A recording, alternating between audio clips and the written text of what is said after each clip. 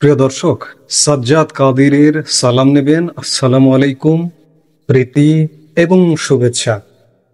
আমি এই মুহূর্তে আপনাদের সাথে একটি পুরনো বিষয় নিয়ে আলাপ করতে এসেছি।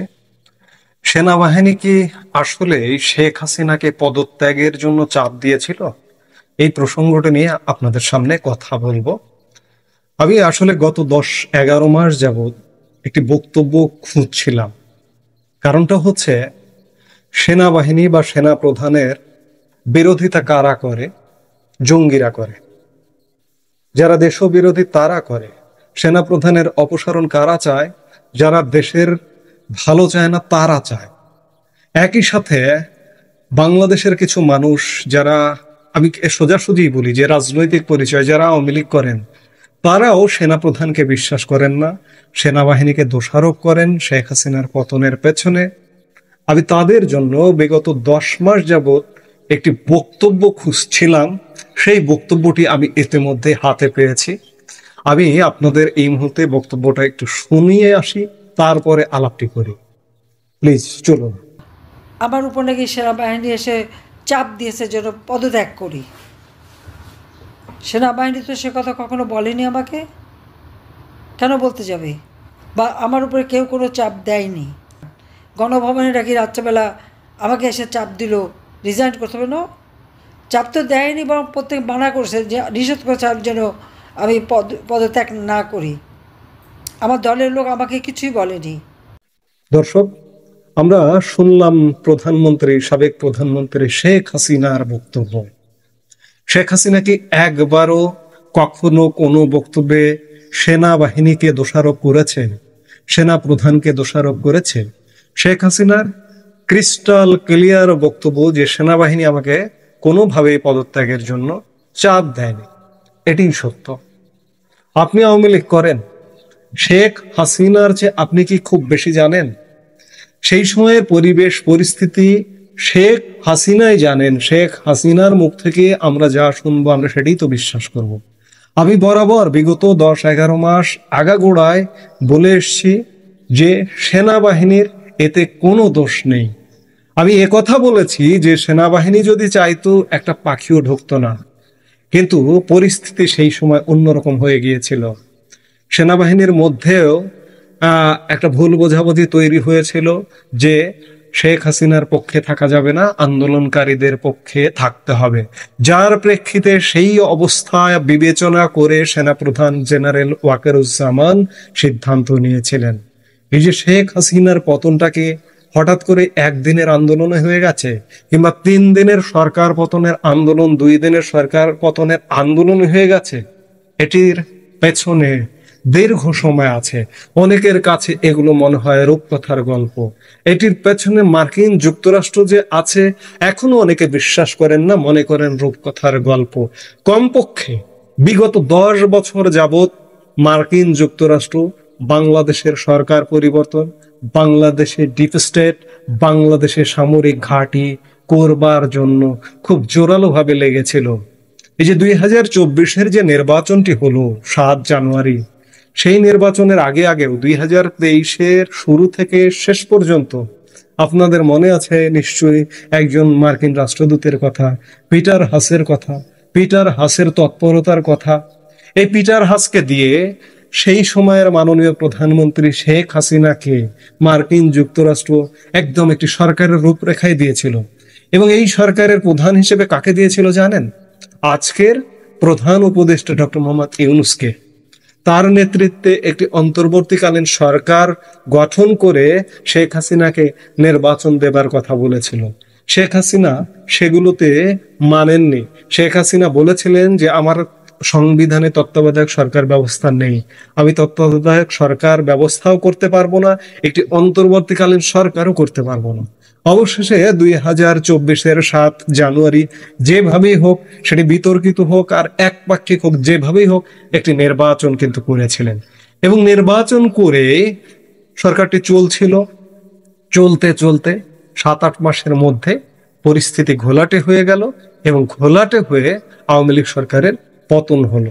এবং পতন সময় পর্যন্ত সেনাবাহিনী, সেনাপ্রধান কিংবা 3 বাহিনী প্রধান শেখ হাসিনাকে পদত্যাগের কোনো চাপ কিন্তু দেননি। সেনাপ্রধান বা সশস্ত্র বাহিনী নিরাপদে শেখ হাসিনাকে নিরাপদ স্থানে রেখে এসছেন। শুধু তাই নয়, বাংলাদেশে যারা রাজনীতি, পুলিশ, বিচার বিভাগ, বিভিন্ন অঙ্গনের মানুষ যারা সেনাবাহিনীর কাছে আশ্রয় চেয়েছিল, তাদেরকে অত্যন্ত নিরাপদে সেনাবাহিনী আশ্রয় দিয়েছিল। সেই জায়গা থেকে সেনাবাহিনীকে আসলে প্রশ্নবিদ্ধ করার, দোষারোপ করার কিন্তু কোনো কারণ নেই। আরেকটি কথা খুব পরিষ্কার, আওয়ামী লীগ প্রধান শেখ হাসিনা কিন্তু সোজাসুজি কথা বলেন, কোনো রাগ ঢাক করে কথা বলেন না। আজকে যদি সেনাবাহিনী তাকে পতন ঘটাতো, তাকে পদত্যাগ করতে বাধ্য হতো, তিনি দেশের বাইরে আছেন, তিনি বলে ফেলতেন যে এই জেনারেল ওয়াকারুজ্জামানের জন্য আমার এই ঘটনা হয়েছে, কিংবা সেনাবাহিনীর জন্য আমার এই ঘটনা হয়েছে, তিনি কিন্তু ছাড়তেন না, তিনি বলে দিতেন। এই যে আপনারা বক্তব্যটা শুনলেন, সেই বক্তব্যে এক জায়গাতেও নেই যে সেনাবাহিনীর কারণে তার পদত্যাগ হয়েছে। কাজেই আওয়ামী লীগ যারা করেন, তারা যেভাবে সেনাবাহিনীকে বা সেনা প্রধানকে দোষারোপ করেন, তারা তাহলে পিনাকিদের কাতারে নেমে যাবেন। পিনাকিরা সেনা প্রধানের অপসারণ চান। সেনা প্রধানের অপসারণ কেন চান? তারা যারা এই অপসারণটি চান, কিংবা এই সরকারের যারা সেনা প্রধানের অপসারণ চান, তারা তাদের নিজের মনের মাধুরী মিশিয়ে এই দেশটাকে ব্যবহার করতে চান। দেশের সংবিধানকে ছুঁড়ে ফেলতে চান, দেশের রাষ্ট্রপতিকে অপসারণ করতে চান, এমনকি সেনাপ্রধানকে অপসারণ করতে চান। তারা সম্পূর্ণ একটা নতুন কাঠামো, 1971 সালে আমাদের যেমন স্বাধীনতার পরে সম্পূর্ণ নতুনভাবে নতুন কিছু সবকিছু গড়ে তুলতে হয়েছিল, আজকে এই গোষ্ঠীটি সেরকম একটি স্বপ্ন দেখছে, এবং সেই স্বপ্ন থেকে তারা কিন্তু এখনো পিছু হটেনি। এই যে তারা প্রোক্লেমেশন অফ সেকেন্ড রিপাবলিক বা জুলাই ঘোষণাপত্রের কিন্তু একটা দাবি এখনো পর্যন্ত রেখেছে, সামনে তারা এটি করতে চাইবে, এবং করে সংবিধানকে বাদ দিতে চাইবে, রাষ্ট্রপতিকে অপসারণ করতে চাইবে, একই ধারাবাহিকতায় সেনা প্রধানকে অপসারণ করতে চাইবে। শুধু সেনা প্রধান নয়, 3 বাহিনীর প্রধানকে অপসারণ করবার তাদের পরিকল্পনা আছে। আজকে যদি আপনি, আমি যারা বাংলাদেশের ভালো চাই, তারা যদি সেনা প্রধানের অপসারণ চাই কিংবা সেনাবাহিনীকে বিতর্কিত করি, তাহলে সেনাবাহিনীর আর যাবার কোনো জায়গা থাকে না। কাজেই সেনাবাহিনী আমাদের স্বাধীনতা, সার্বভৌমত্বের প্রতীক, দেশ রক্ষার অতন্দ্র প্রহরী। সেনাবাহিনীকে কোনোভাবে বিতর্কিত করা যাবে না, 3 বাহিনীকে বিতর্কিত করা যাবে না, এবং সেনা প্রধানকে প্রশ্নবিদ্ধ করা যাবে না।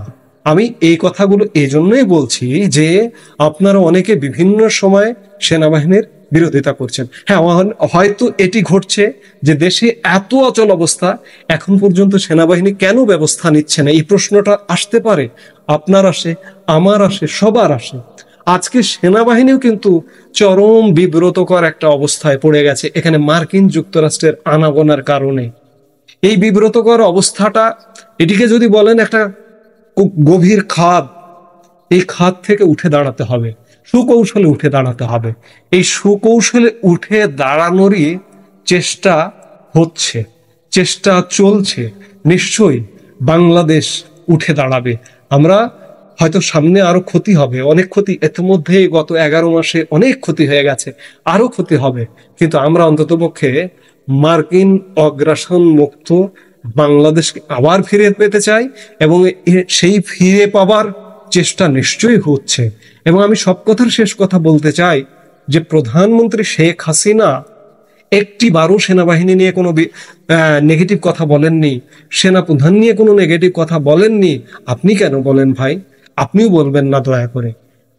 আমি বারবার এর আগের অসংখ্য ভিডিওতে বলেছি যে জেনারেল ওয়াকারুজ্জামানের সময়কালেই বাংলাদেশে এমন একটা পরিস্থিতি ঘটে গেছে, এবং তার হাত দিয়ে বাংলাদেশ একটা ভালো পরিস্থিতির দিকে যাবে, আমরা সেটাই প্রত্যাশা করি। সেই কাজ নিশ্চয়ই চলছে। আস্থা রাখুন সেনাবাহিনীতে। এই মুহূর্তে এ পর্যন্ত। সবাই ভালো থাকুন, সুস্থ থাকুন।